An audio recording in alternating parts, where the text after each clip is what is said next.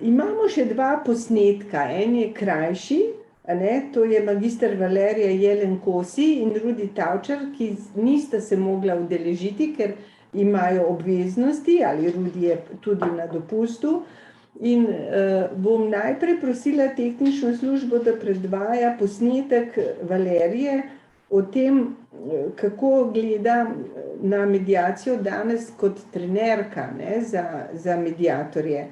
Sicer je pa Valerija višja sodnica svetnica, je dolgoletna mediatorka, ena od tistih tudi, ko je bila zraven tako rekoč od začetka, odlična mediatorka, odlična trenerka in tudi nekdo v društvu, ki vedno je pripravljen priskočiti na pomoč, in narediti marsikaj za društvo, kar je poprošena, in to brez napake, hitro in izjemno kvalitetno. Tako da bi prosila za posnetek naše Valerije.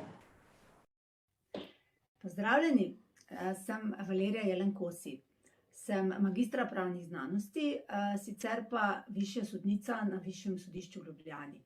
Sodim na gospodarskih zadevah in insolvenčnih postopkih.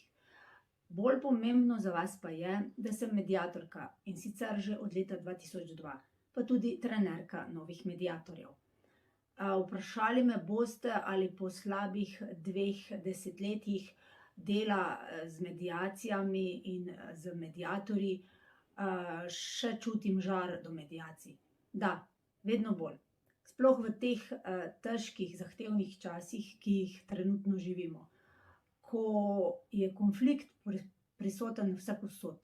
Stopiš na ulico, odpreš časopis, prižgeš zaslon, povsod so ljudje, ki neprestano govorijo in pišejo, vendar drug drugega ne slišijo. Čar mediacije je ravno v tem, da se učimo slišati, ne samo govoriti. Da znamo reševati spore tako, da je dobro tudi za drugega, pri tem pa ohranimo svoje temeljne vrednote. Verjamem, da bi bil svet, še posebej pa svet v Sloveniji, mnogo boljši, če bi nas tega učili že v vrtcu in osnovni šoli. Hvala.